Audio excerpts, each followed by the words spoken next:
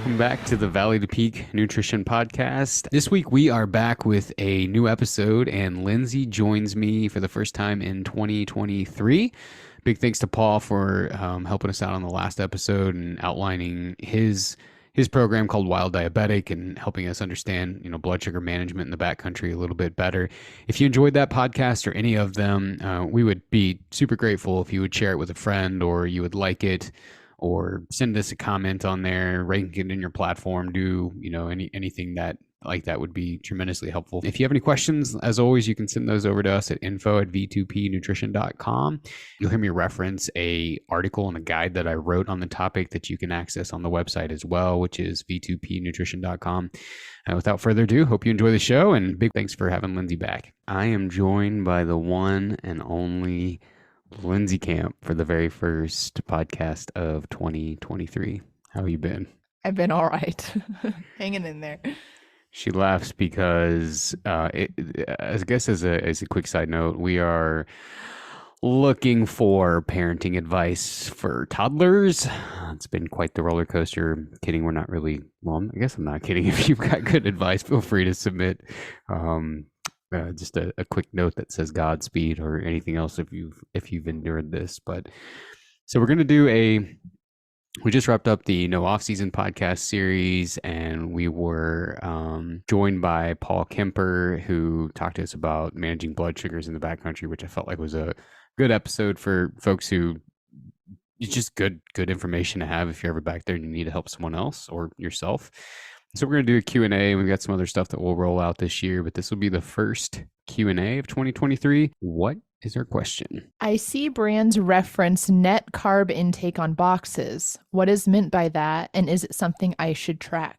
Yeah, that's a really good question, and I actually somewhat intentionally went back and pulled this one out, knowing it had been in there in the past, because this came up quite a bit with folks in the program recently. A little bit of history on the topic, because I feel like you actually have to know the labeling to really be able to answer the question. On the back of a package of any product, the package company is going to list the total carbohydrate. It's going to list it in grams. Under that heading, though, falls fiber, sugar alcohols. A number of different things fall under that. And when you add all of those grams up, that is what constitutes what the total carbohydrate intake is. The way that I kind of like to think of it is it's like a building directory, right? So if you think about there's a building in the town that I grew up in called the Hartman Building. And when you walked in, there's a building directory and it basically says, "Welcome to the Hartman Building." On floor 1, you'll find a tax preparer. On floor 2, you'll find an accountant. On floor 3, you'll find a ad agency. So it's basically saying, look, here's everything that's under this category. So whenever it comes to net carb intake, there are two things in the category of carbohydrates that are indigestible, meaning the body doesn't break them down to completion, so you don't get the full calorie intake. What does happen to them if you're not digesting them? Where do they go? That's a good question, and we're going to get to that part. So when you look at dietary fiber and sugar alcohols, those are both known as indigestible carbohydrates. So legally, and it's important to point that out, like no company is pulling the wool over anyone's eyes by labeling like this is legal. They are indigestible, so they can basically say, and I'm generalizing here, so don't email me and say like, that's not how it works. I'm generalizing for the broader picture. Because both fiber and sugar alcohols are indigestible, they can deduct those from the total carbohydrate intake. The problem is indigestible doesn't mean incaloric. You still get calories from them. So if, for the sake of easy math, let's say a product has 20 grams of carbohydrates, 10 of it is fiber, 5 of it is sugar alcohol, you can deduct 15 grams from the net total and say this product has 5 grams of net carbs. Companies then will base their calorie information off of 5 grams, not 20 grams. So you're basically getting a deduction of, that would be 60 calories because there's 4 calories per gram of carbohydrate. And so they label the product as, for the sake of easy math, let's say they'll label the product as 140 calories, when in reality, what's actually in the product is closer to 200. And so it goes to your question, if they're not digestible, what happens to them? They still digest, but they don't break down completely, so you don't get all of the calories. And the messaging that people hear is, oh, you don't get any. No, you do. You do get some. And the reason you get some, if you're really into the nerdery behind it, is because some of those carbohydrates, some of those calories can be used as fuel in the gut. And so they do yield some calories. So all the while, you're deducting calories all over the place based on this net carbohydrate intake. And in reality, there's way more coming in than what's actually registered. Could the same be said for how reliable, or the way it's factored on restaurant menus and things like that say how many calories a whole meal is? It's a good question. It could be, but it's very unlikely that it would be. And here's why. Companies, like a dead giveaway, if you look at, and the place I find this the most often is like on the package of a bunch of like really healthy tortillas. They will add in 15, 20 grams of fiber into a product to get the net carb lower so they can deduct the calories. So you've got this combination of tons of fiber being added, miscalculation of the nutrition information. So most people include a lot of these during the day. And so your guts are just like a wreck. I remember checking someone's logs in Valley to Peak, and they were at like 78 to 100 grams of fiber per day, which is literally 4 times the amount. And so one of her comments was like, I'm having gas all the time. I'm having bloating all the time. I'm on the toilet all the time. What's going on? It just started. And you look at that and it's like, well, that your fiber intake's 4 times what it used to be because you're trying to eat all these low carb products. All right. And so I think that that's important to remember. So to answer your question, it's not going to be in the mislabeling of restaurant. It's because they want food to taste good. They don't care about the nutrition labeling, right? They're going to use actual tortillas, not some high protein, low carb tortilla. So you're saying they add fiber to reduce, what did you say? They add fiber to reduce the total carb intake. Just so it can look good on packaging, or is there another benefit to that? Just so it can look good on packaging. Now, again, I'm using broader strokes here, so somebody please don't email me and say like, oh well, it blunts the spike of blood sugar. Fiber included in a meal can help control blood sugars, but by and large, you're missing, you're stepping over dollars to pick up pennies by saying that. The bigger picture is they're adding tons of fiber because it enables them to reduce the total carb content. With low carb diets being so trendy, customers are always looking for low carb products. And second to that, if you go to the if you go to the grocery store and you're looking at all of your options for, we'll just stay on tortillas, you're looking for all your options for tortillas, like everyone is looking for what's the biggest tortilla I can get for the fewest amount of calories. And so you look at them all and they're like 140, 220, 110 calories. And then you find one that's like 25 calories and the tortilla is as big as your face. It's like, well, oh man, this is like a nutrition hack. And it's not. They're adding in tons of fiber in there. That's driving down the net carb, or that's driving down the total carbs, which is enabling them to then lower the calorie intake based on that. So does adding fiber, this sounds silly to ask, does adding fiber make for is it like adding a bunch more of a tangible ingredient? Like, is it like adding a lot more rice to make a bigger serving, or a lot more lettuce to make a bigger salad? Does adding more fiber make for a bigger tortilla? Yes, because fiber, so think of psyllium husk, or think of flaxseed, ground flaxseed. I mean, those are basically not all, but almost all fiber. So when you add that in a product, of course, it makes the product grow. But the impetus for doing it from a company standpoint is not, hey, let's make this look larger in the bag. It's, hey, this will give us the opportunity to appeal to the low carb market. And even those people that aren't necessarily shooting for low carb but want low calories, it'll appeal to them too. And so, obviously companies know regulation in terms of food labeling.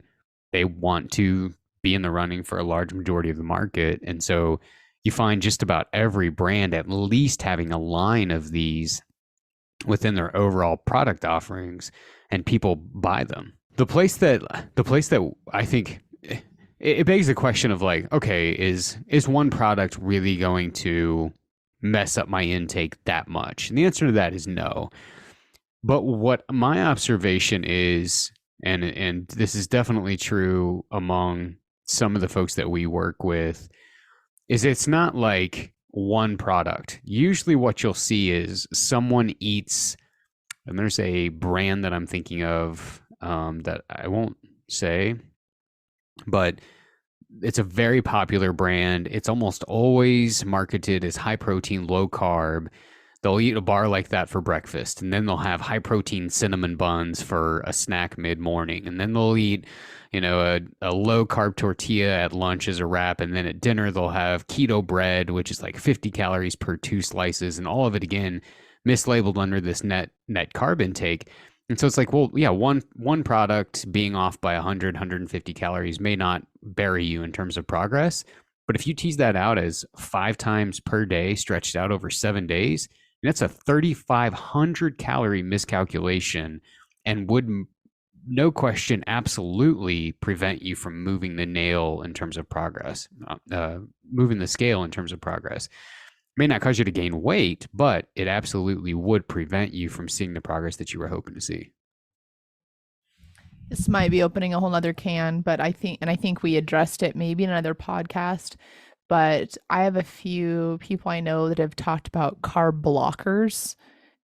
Is that part of this? Is that possible? Like, it sounds like there's these little quote unquote tricks to reducing carbs and whatnot, but is that, I don't know. I guess that just made me think of that. It's a good question. And what companies are doing is they are adding a heavy dose of fiber into a pill and saying, hey, take this pill with your carbs and it will quote unquote block the carbohydrate. That is not true, because calories that we absorbed are largely absorbed in the small intestine, meaning if they go down your mouth, they are going to be absorbed. Right now, will you get will the blood sugar spike as high as if those were not there? No, because you're including fiber. But you could also simply eat whole wheat bread instead of white bread and get the exact same effect. I mean, there is no miracle to these quote unquote fat burners. I kind of want to ask you what the brand was. You remember? Mm-hmm. What was it? Oh, yeah. Okay. No, I'll take that part out. But I remember.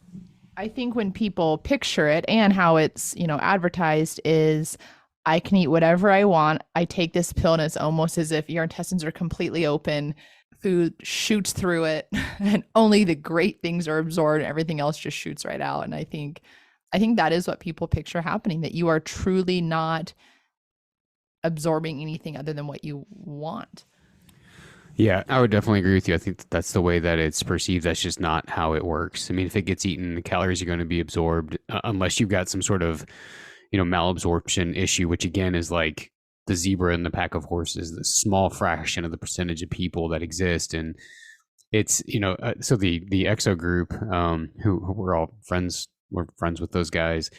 They're doing a weight loss challenge right now. And I messaged one of them today and we were talking about how it was going. And he was like, it's exactly like you said, meaning it's very easy conceptually how to do this, but that doesn't mean that it's easy every day to execute.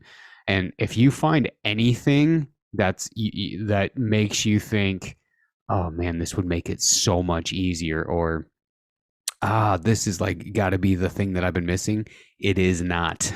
There is no easy route to get there. There are no hacks. There are no like bio things that you're missing. It is just day-to-day consistent change in choices, and eventually you'll cross the finish line. Do you ever hear your friends talking about net carb intake or low carb stuff? Usually when friends of mine are talking about food, it's for themselves, it's that they don't want super high calorie. Most seem very put off by sugar-free or artificial sweeteners, very put off by it. So they'd rather have, yeah, there's more concern about what that is and then, or what that does, I guess, to them. And, or they're talking about in regards to their children, and feeding their children, and carbs are not a concern for them and their children. But Yeah, that's the that's the irony of this conversation is we're sitting here and we're talking about fiber intake, adjusting the net carb intake, but many companies will also sweeten things with sugar alcohols, so like erythritol, sorbitol, a lot of these different xylitol, a lot of these alls, which are called sugar alcohols. They are artificial sweeteners in the sense that they don't provide any calories, but companies use them to sweeten a product so they can keep the carbs low because sugar is a carb, and they can deduct from the net carbohydrate intake because supposedly sugar alcohols are indigestible. But remember, indigestible does not mean no calories. And so again, you may not get as many calories per gram from sugar. So sugar has, all carbohydrates have 4 calories per gram. Sugar alcohols can have like 2 to 3 calories per gram. And so you're still getting calories. And so people eat copious amounts of low carb products, never realizing, number one, total calories are what moves weight.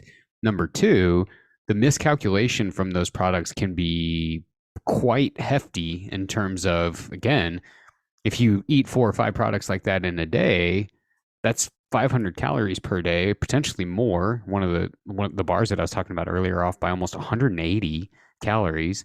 Some people are eating those 2 and 3 times a day as their protein source. And so if you calculate that out, that's 500, 600 calories per day. Tease that out over 7 days a week. You're off by 3,500. And so meanwhile, you feel like you're making all the right moves, seeing no progress, and all the while you don't understand what's happening behind the scenes. And we saw this in multiple people within Valley to Peak in like a 2-week span. And it was almost like they got together and did it on purpose. I joke with them about that. Obviously that wasn't the case, but it prompted me to be like, well, I'm going to go dig this out because I knew this was a question. There's also an article on the website that I wrote about it if you want to read more about it and see the full list of sugar alcohols, and check out anything else on the topic. so does sugar-free really mean sugar-free, or is it they're renaming it like the net carb thing, that the stuff's still in there, but they're just calling it something else?